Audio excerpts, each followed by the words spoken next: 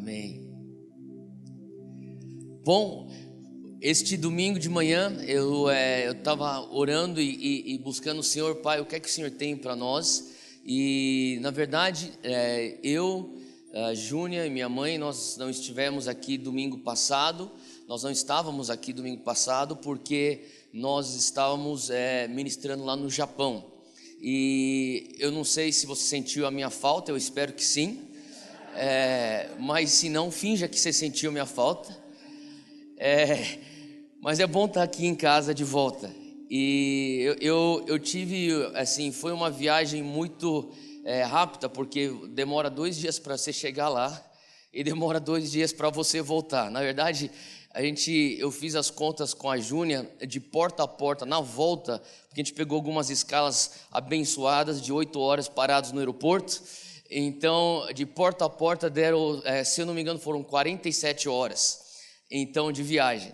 Então, assim, por mais que você fique longe muito tempo, na verdade, você ficou lá no Japão, a gente ficou no Japão só 6 dias, e foram 6 dias intensos, onde eu pude me reunir com bastante pastores, se eu não me engano, perdi a conta, acho que foram mais de 40 pastores, que eu pude sentar e fazer as perguntas, o que é que Deus está fazendo no Japão, onde você vê o cristianismo no Japão daqui 10 anos, e a coisa interessante é que Deus está fazendo algo impressionante lá. A gente às vezes escuta falar da pouca quantidade de cristãos no Japão. Existe uma estatística, pelo menos é uma estatística, eu sei que há mais de 10 anos atrás eu ouvi falar sobre essa estatística, que era 2% da população cristã. E eu pude conversar com alguns pastores e eles oscilaram me falando entre 4% a 8%. Então, quer dizer, já houve um aumento de cristãos no Japão. Agora, uma coisa interessante que talvez você não saiba, você que é novo aqui na Monte Sião, a raiz da Monte Sião tem a raiz no Japão. E a coisa interessante é que eu estava pregando numa igreja, no meio, uma igreja numa cidadezinha pequena, num lugar um pouco mais rural. E eu estava pregando e eu senti no meio da pregação que o Espírito Santo falou para mim: eu quero que você conte o testemunho do teu avô. Mas eu já tinha uma mensagem pronta, eu já estava entrando na mensagem, e eu escutei o Espírito Santo: conta o testemunho do teu avô. E eu contei a maneira como meu avô se converteu. E quando eu comecei a contar a maneira como meu avô se converteu, acho que muitos de vocês já conhecem esse testemunho, porque tem a ver com a raiz da nossa igreja. O meu avô, ele nasceu numa família shintoísta, que é uma das religiões primordiais lá no Japão, e depois da morte da sua mãe, 4 meses depois, ele teve um encontro angelical, ele teve uma visão aberta. Ele não era cristão, ele estava andando na rua, teve uma visão aberta e viu um anjo com o rosto da sua mãe e começou a correr atrás daquele anjo, berrando: mãe, mãe, mãe. E quando ele começou a correr atrás daquele anjo começou a se mover. Ele foi indo, andando, se movendo pelas ruas de Tóquio, e de repente, quando ele finalmente desapareceu, ele se deu conta, ele estava numa pregação de praça pública e haviam alguns jovens brancos, eles eram missionários britânicos, eles estavam lá cantando, tocando, e depois veio um outro rapaz com um tradutor e ele começou a compartilhar o evangelho, e foi a primeira vez que meu avô escutou falar desse homem chamado Jesus Cristo, e naquele dia ele se entregou para Jesus. E eu contei esse testemunho e eu falei, esses eram os discípulos de um missionário inglês chamado Barclay Buxton. E quando eu falei Barclay Buxton, a liderança da igreja deu um berro. O que aconteceu? E eles falaram: Barclay Buxton fundou essa igreja.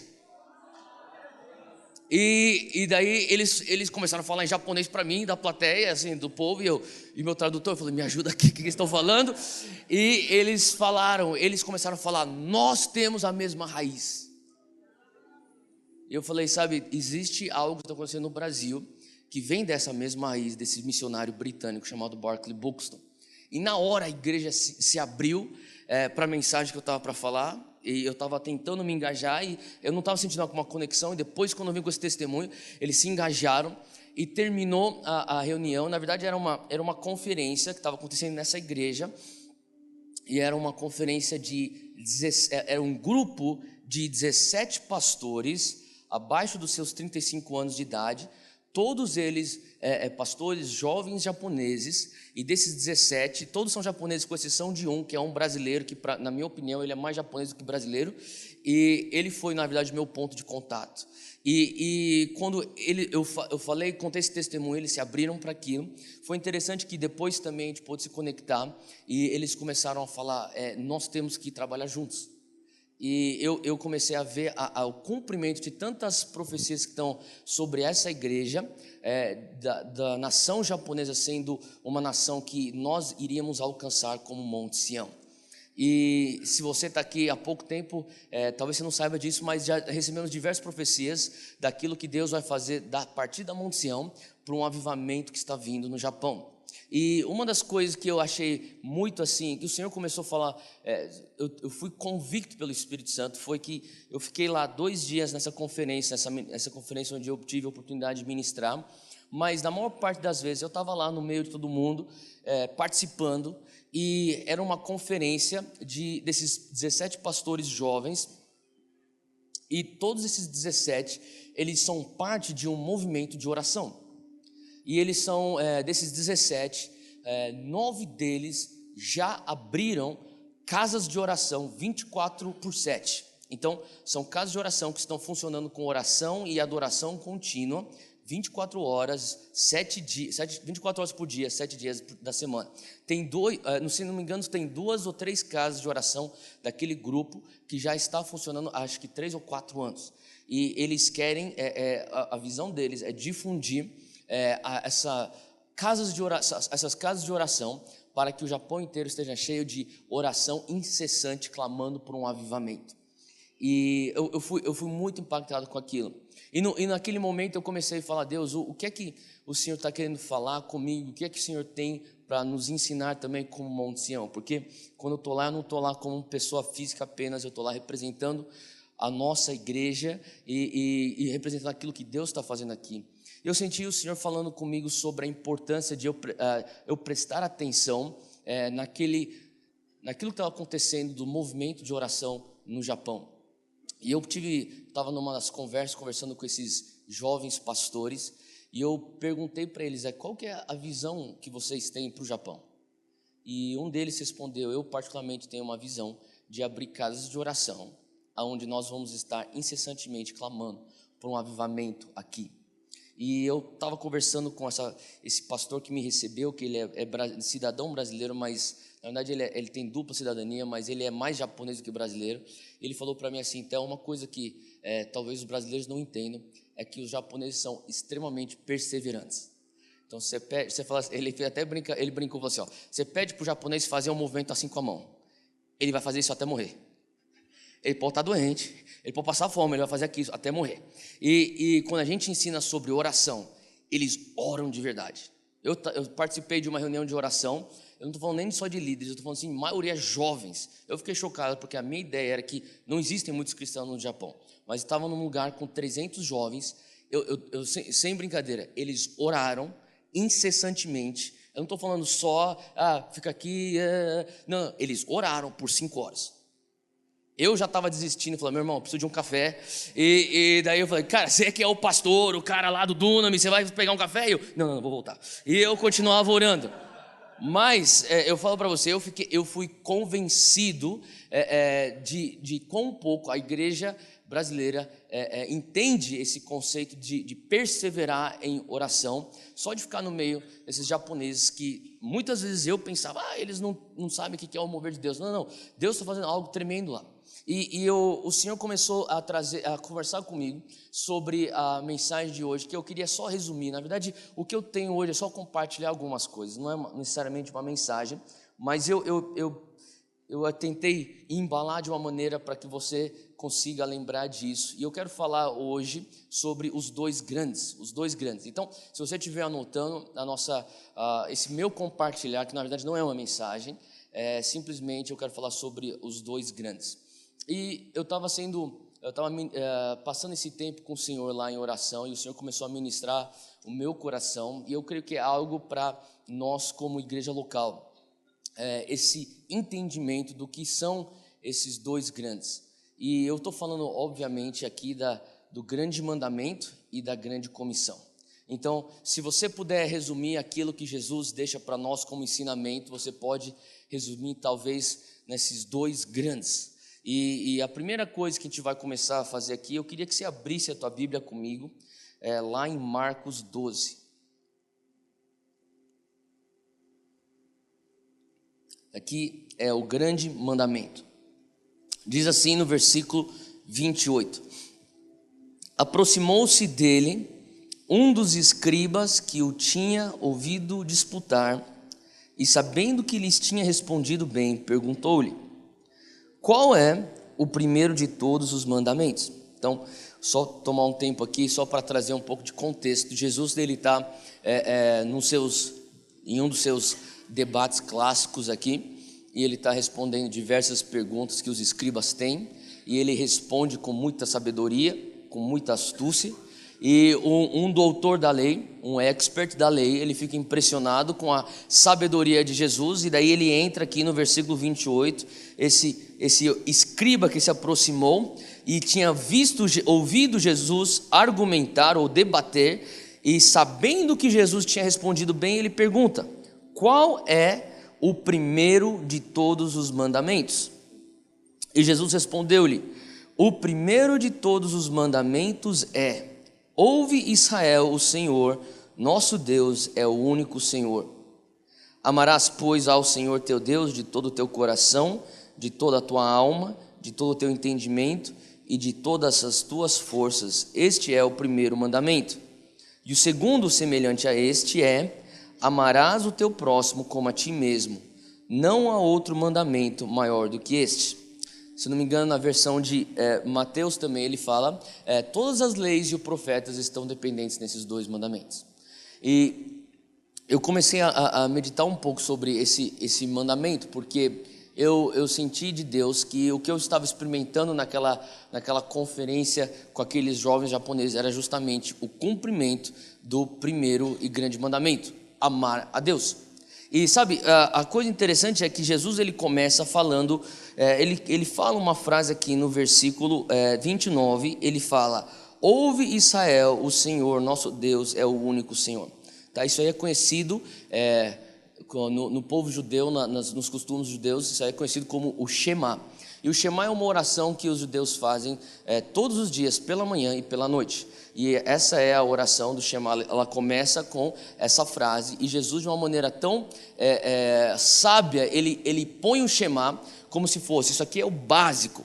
E ele pega, sabe, se você for ver no Antigo Testamento, você vai entender que existem 600, alguns falam 610, outros falam 613 mandamentos. Ele pega todos os 600 e poucos mandamentos, ele reduz em 2.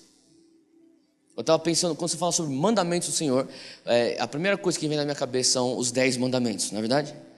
Você pega os 10 mandamentos, você vê que os primeiros 4 mandamentos têm a ver com o teu relacionamento com Deus. Os próximos 6 têm a ver com o teu relacionamento com as pessoas, ou horizontalmente que a gente fala, né? Com os teus próximos. E aqui Jesus, ele resume todos os mandamentos, todas as leis nisso. Ama a Deus com tudo que você tem, ama o teu próximo como a ti mesmo. Eu estava meditando um pouco sobre isso, sabe? E eu comecei a falar: Deus, como que é importante nós não perdermos de vista como igreja o primeiro e grande mandamento. E sabe, eu sei que hoje eu estou falando uma coisa que é muito básica, mas eu falo para você que são nas coisas básicas que a maioria dos grandes homens de Deus, das grandes mulheres de Deus, quando você começa a escutar falar sobre a falha de líderes do evangelho, você vai voltar para a raiz da falha em algo muito básico. E sabe, eu creio que o Senhor está querendo fortalecer a nossa base como Monte Sião. Eu comecei a ter uma visão e um anseio, um desejo de falar assim: Deus, eu quero ver a Monte Sião como uma igreja que te ama, sabe, que te ama acima de tudo, que te ama com a nossa mente, com a nossa força, com o nosso coração, com tudo que nós temos, uma igreja que te ama. Eu não sei se você já parou para pensar, ou quando foi a última vez que você orou e falou assim: Deus, como que eu posso te amar melhor? Faz sentido? Sabe, eu comecei a ver lá uma ênfase pelo primeiro grande mandamento. E eu saí, eu estava conversando com alguns outros pastores, e eu tinha saído dessa reunião, e eu fui conhecer um outro network de pastores. E eu falei com eles, e eu perguntei, o que Deus está fazendo no Japão? E eles começaram a falar, nós estamos fazendo esse tipo de evangelismo, esse tipo de discipulado, nós estamos fazendo isso, estamos fazendo aquilo. E, cara, Deus estava fazendo coisas tremendas lá também, eu fiquei super impressionado. E eu cheguei e eu perguntei para esses pastores, eu acabei de sair dessa conferência X, desses 17 pastores jovens do movimento de oração, e eles falaram para mim assim, esses outros pastores falaram assim, mas eles só ficam orando. Alguém tem que cumprir a grande comissão, então nós estamos cumprindo a grande comissão. Eu lembrei que quando eu estava no meio daqueles jovens pastores, eu perguntei, como que vocês estão cumprindo a grande comissão? Eles falaram, a gente está fazendo o grande mandamento, e nós sabemos que eventualmente a grande comissão vai ser cumprida. E eu fui muito impressionado e fiquei muito impactado por tudo aquilo que Deus estava fazendo lá. Mas eu estaria mentindo a você se eu falasse que eu não saí de lá com alguma coisa, com o Espírito Santo falando para mim, é necessário buscar um equilíbrio. E é isso que eu comecei a ter esse desejo, esse anseio, aqui na Monte Sião também, falando, Deus, como é que nós estamos nesse equilíbrio dos dois grandes? Sabe, eu creio que assim, a gente pode começar a falar sobre grandes mistérios do reino de Deus. Mas sabe, eu creio que o nosso mensurável da nossa saúde espiritual, da nossa saúde do andar cristão, e, sabe, às vezes você pode, como é que eu vou simplificar tudo? Simplifica nos dois grandes. Deus, como que eu estou fazendo o primeiro e grande mandamento? E Deus, como que eu estou cumprindo a grande comissão? Abre aí comigo aí em Mateus 28, eu quero entrar aí na grande comissão. E fala assim no versículo 17.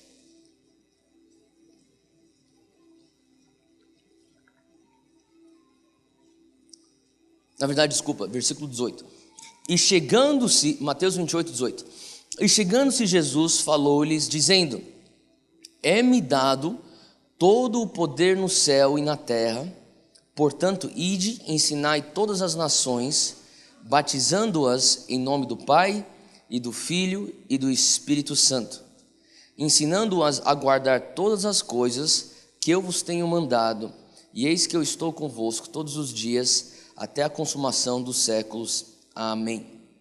Então aqui a gente chama isso de grande comissão. Então eu comecei a escutar do Espírito Santo, sabe, se nós conseguirmos ser uma igreja que está cumprindo o grande mandamento, e está cumprindo a grande comissão, nós seremos uma igreja saudável. Faz sentido? E sabe, a igreja é tão saudável quanto os membros da igreja. E eu comecei a falar assim, Deus, eu comecei a orar, falar, Deus, eu quero que todos os membros da Monte Sião venham ser pessoas que te amam com todo o seu coração, com toda a sua mente, com toda a sua força, mas ao mesmo tempo que estão engajados na empreitada do reino de discipular uma nação. E sabe, o Senhor nos pôs no Brasil, Deus não te pôs aqui no Brasil, me pôs aqui no Brasil por acaso. Eu creio que o Senhor nos dá como uma nação para nós discipularmos o Brasil. Além de outras nações que o Senhor tem nos dado como igreja, mas Japão sendo uma delas. Mas eu creio que o Senhor já nos colocou aqui justamente para nós discipularmos a nação brasileira. E eu comecei a pensar sobre isso e eu comecei, sabe, a analisar o meu coração e falar assim, Deus, eu não quero perder de vista as coisas básicas. Eu não quero perder de vista as coisas básicas. Eu lembro, eu contei já esse testemunho em março desse ano, mas quando eu fui eu voltei, tive a oportunidade de ir lá para o Havaí para ensinar, dar treinamento para os jovens missionários da Jocum em Kona. Eu tive a oportunidade de passar um tempo conversando com o fundador da Jocum, Loren Cunningham. E para mim, o Loren Cunningham, que é um dos heróis heróis da fé que eu considero, se você for para pensar, um dos maiores missionários que já passou pela face da terra e hoje lidera a maior organização missionária que já existiu no mundo cristão, a Jocum. E você começa sabe, para mim, eu escuto as grandes histórias de grandes missionários do passado, eu penso também em Loren Cunningham. E quando eu tive a oportunidade de conversar com ele, uma das coisas, fazia muitos anos que eu não tinha conversado com ele, e quando eu pude conversar com ele mais uma vez, eu pude ver a simplicidade do coração dele em relação ao evangelho. Coisa engraçada é que a gente começou a conversar e ele falou para mim: vamos tirar um selfie? Ele tem 84 anos de idade. Ele falou assim: eu quero tirar um selfie com você. Eu falei: tá bom. E ele pegou o celular dele, ele começou a tentar aqui encaixar a gente no selfie. E daí ele tirou o selfie e daí ele falou assim: vamos ver como que ficou. E daí quando ele apertou no rolo de câmera, sabe o rolo de câmera aqui no celular? Ele começou a falar assim: ó, aqui como ficou. E duas fileiras acima tinha um selfie dele com o Papa Francisco. Eu olhei e falei: calma aí, quem que é esse cara aqui? Eu estava em Roma semana passada.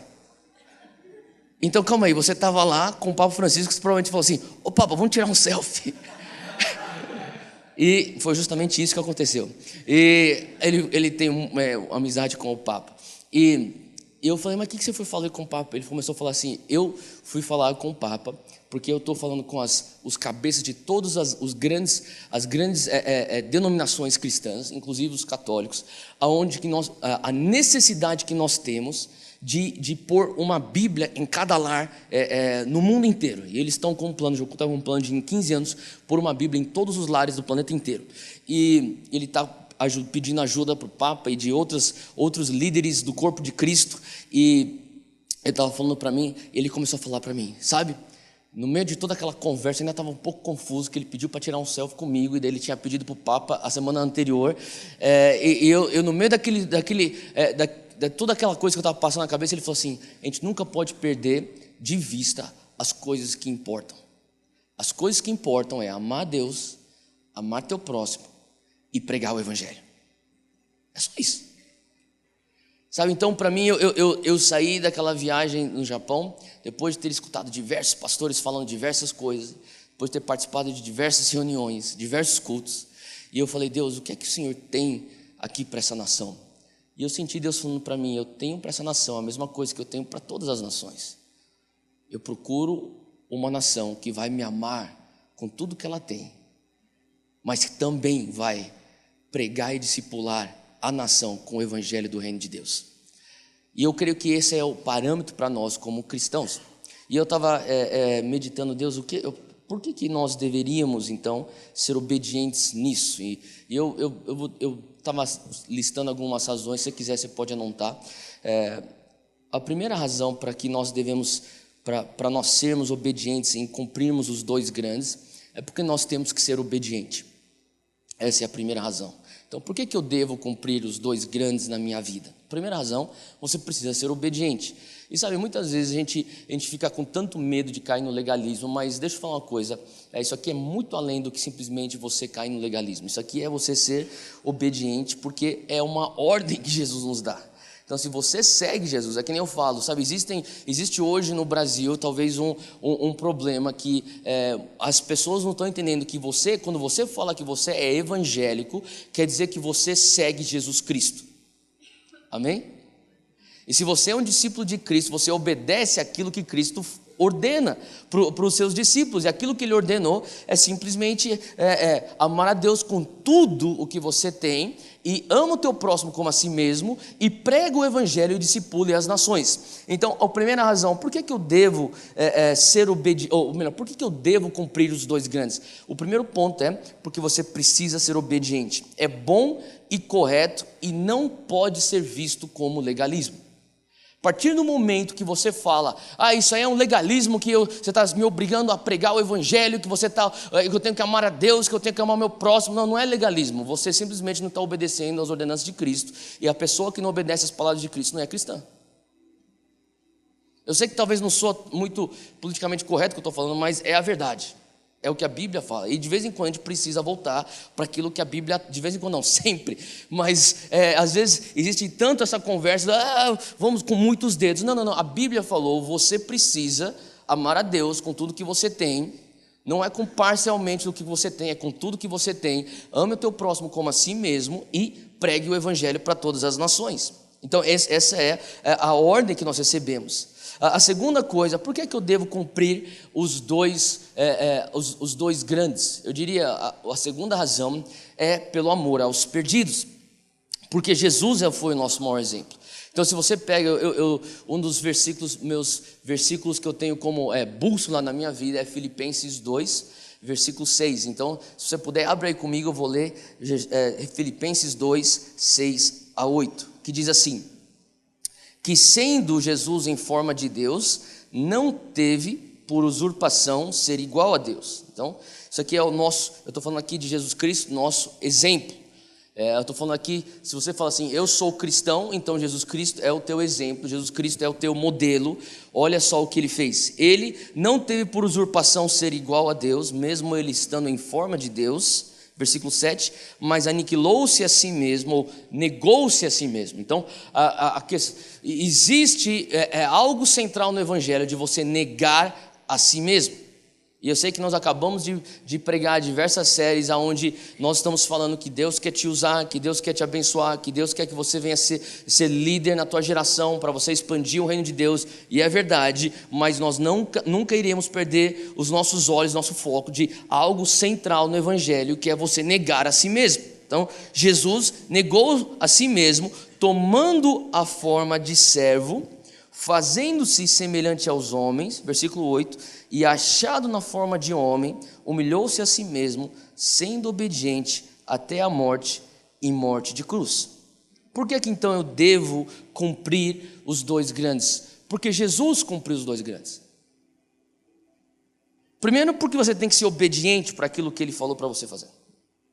Segundo, porque se você se considera um cristão, você segue o exemplo de Jesus. Jesus fez isso, ele abriu mão de si, ele amou o seu próximo como a si mesmo, ele abre mão de tudo aquilo que ele é, para que o seu próximo tivesse acesso, e sabe, ele amou os propósitos de Deus com tudo que ele tinha, a tal ponto que ele fala, eu nego a mim mesmo, eu tomo a forma de homem, e ele vem aqui para nos dar acesso, para que nós possamos ter acesso ao evangelho. Então Jesus, ele é a encarnação do primeiro e grande mandamento, e também Jesus é a encarnação da grande comissão.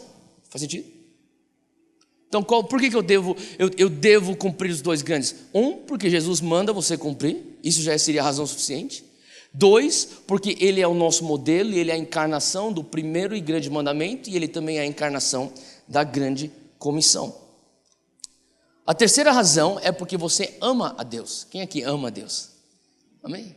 E se você ama a Deus, é impossível você amar a Deus sem você ter no seu coração. Sabe, o Andy Bird, ele veio aqui, já ministrou, um missionário lá da Jocon, lá de Kona, ele fala uma coisa muito interessante. Ele fala assim: quando eu disse sim para minha mulher, minha esposa, no altar, e eu falei assim, eu vou me casar com você, eu vou ser fiel a você até a minha morte, na pobreza, na riqueza, na saúde, na doença, seja onde for que a gente estiver, no palácio ou debaixo da ponte, eu vou ser fiel a você, eu digo sim, você é o amor da minha vida. Ele falou algo muito interessante que eu nunca parei para pensar, que na verdade é tão óbvio, mas ele falou assim, o dia que eu disse sim para ela no altar, eu estava dizendo não a bilhões de mulheres ao redor do planeta.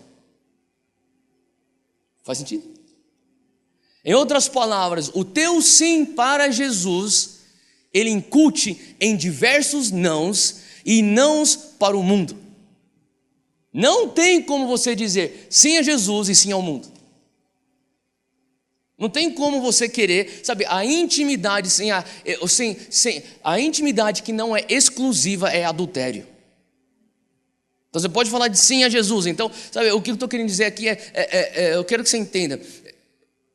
O que nós estamos buscando aqui com o Monte Sião não é um cristianismo que a gente pode dizer sim aqui de domingo e sim de segunda a sábado para qualquer outras coisas que vão contra os interesses do reino de Deus. Faz sentido? O dia que você diz sim para Jesus, automaticamente você diz não para tudo que vai contra aquilo que Jesus promove e tudo aquilo que Jesus representa. Então, por que você deveria cumprir os dois grandes? Porque você é obediente. Porque nós somos filhos de Deus que somos obedientes aos seus mandamentos.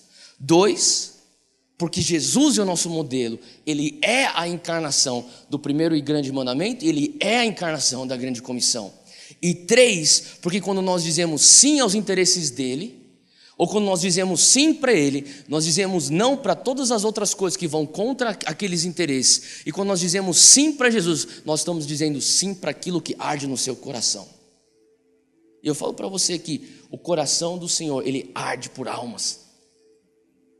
Ele arde, não só arde por almas, Ele arde pela tua intimidade. Faz sentido? Então quando você começa a falar assim, Deus, eu te amo. Se você ama Deus, você ama tudo aquilo que o coração dele ama. Se você diz sim para Jesus, você está dizendo tudo, você está dizendo não para tudo aquilo que Ele também diz não. Então, sabe, é estranho, talvez é só um pouco forte, mas quando você ama Deus, você ama o que Ele ama e você odeia o que Ele odeia. Minha mãe sempre falava para mim, não existe você amar algo sem odiar o oposto. Para pensar. Não existe como você amar a Jesus sem odiar aquilo que vai contra os interesses de Jesus, o pecado, a agenda do inimigo para a humanidade. Então, eu sei que sou um pouco forte isso, mas sabe, às vezes está faltando um pouco de ódio dentro da igreja. Ódio quanto ao pecado, ódio contra as empreitadas de Satanás na sociedade. Faz sentido? Deus está querendo gerar em você talvez uma ira santa. De vez em quando é bom você ter uma ira santa. Se você não tem tido momentos ultimamente, momentos na tua vida onde você não tem sido pego por uma ira santa, quem sabe você está debaixo de um espírito político. Pode pensar. Não, alguma coisa em você tem que se levantar. Não ira contra pessoas, mas ira contra as agendas por trás das pessoas. Faz sentido?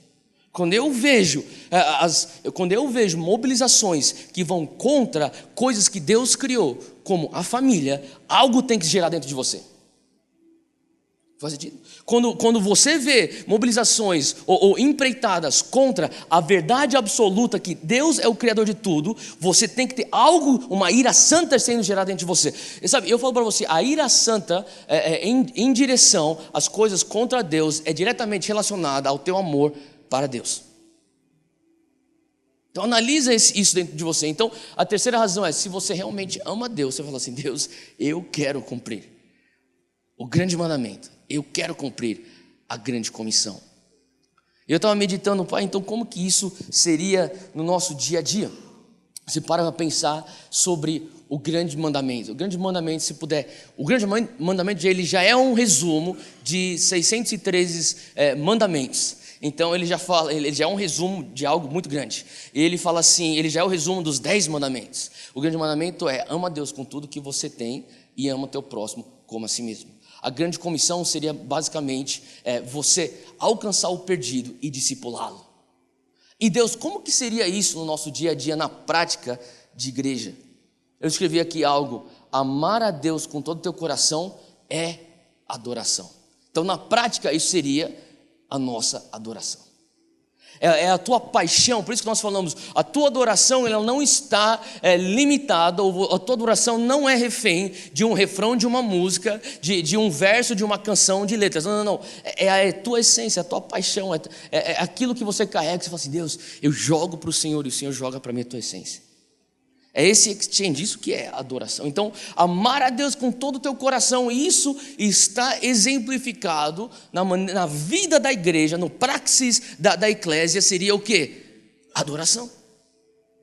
Agora, olha só outra coisa, eu estou resumindo esses dois grandes, seria amar o seu vizinho ou o seu próximo como a si mesmo, é nada mais do que você ministrar alguém, é você servir alguém, é o ministério.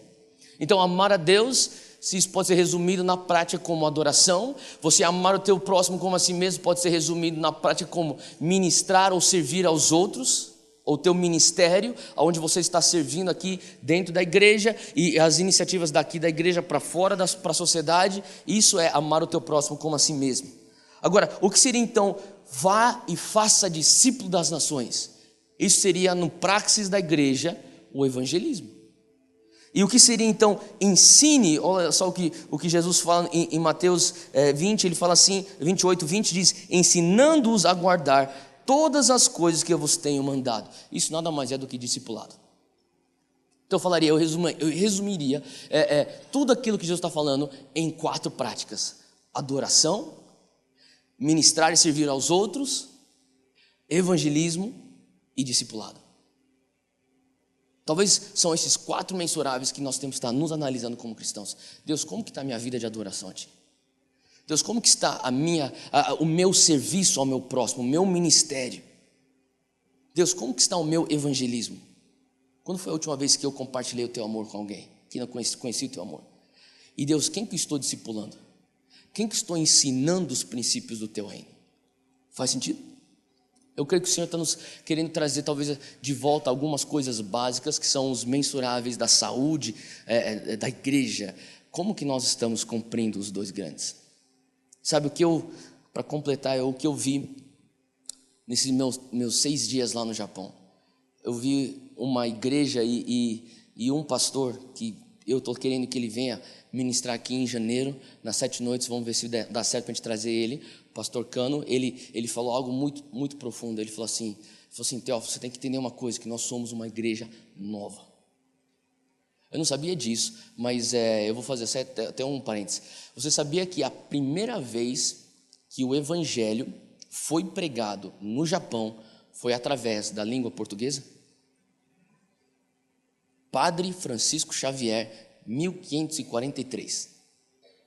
Foi a primeira vez, foi um padre jesuíta que ele chegou, quando ele veio num navio português, ele passou pela Índia, e quando ele chegou no Japão, foi a primeira vez que aquela nação escutou o evangelho, foi através da língua portuguesa. Nós temos um legado naquele lugar. Faz sentido? Agora, olha a coisa interessante. Daí o imperador japonês, ele quis invadir a Coreia. E quando ele quis invadir a Coreia, ele convocou os samurais.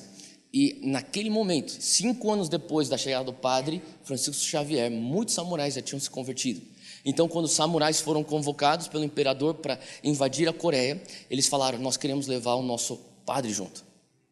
Então eles falaram, o imperador falou: tudo bem, então põe o padre e vocês vão agora ir para a guerra, para a Coreia. E quando eles foram invadir a Coreia, 1548, a primeira vez que a Coreia escutou falar do evangelho de Jesus Cristo foi novamente através da língua portuguesa com esse padre jesuíta. Interessante isso. Você pode pensar, isso é só história. Não, eu digo para você, é história, mas tem uma conotação profética aí dentro. Existe um legado espiritual para aquilo que Deus está fazendo aqui no Brasil e nas nações de língua portuguesa. Existe um chamado missionário para nós voltarmos a alcançar e impulsionar um próximo avivamento naquele lugar. Faz sentido? Sabe, eu creio que o Senhor está querendo trazer para nós esse entendimento que ao redor do mundo Ele está querendo trazer saúde para a igreja, para a noiva de Jesus Cristo. E aquele pastor falou para mim assim: Theo, por mais que nós escutamos falar, o Japão teve acesso ao evangelho em 1543, mas deixa eu falar uma coisa, hoje o que Deus está fazendo é algo novo. Por muitos anos o evangelho foi banido aqui e agora existe uma onda nova. Ele falou, nos últimos 150 anos existe uma onda nova de missionários vindo para cá. E nós estamos, é difícil, mas nós estamos começando a ver agora os frutos. E ele falou assim, sabe, nós ainda vamos chegar no equilíbrio. Eu falei, cara, nós não somos a igreja mais madura. Nós também temos que chegar no equilíbrio. E sabe, eu queria compartilhar isso porque para nós, como Monte Sião, é importante que nós venhamos ter os dois. Sabe, os 2 grandes. Eu queria te desafiar hoje, sabe, você representa essa igreja e você representa o corpo de Cristo. E o corpo de Cristo saudável são seguidores de Jesus Cristo que praticam os 2 grandes. Amar a Deus com tudo o que nós temos e amar nosso próximo como a nós mesmos. E pregar o evangelho a todas as nações, ensinando-os a manter todos os ensinamentos do reino. Amém? Fica de pé onde você está, eu quero orar com você.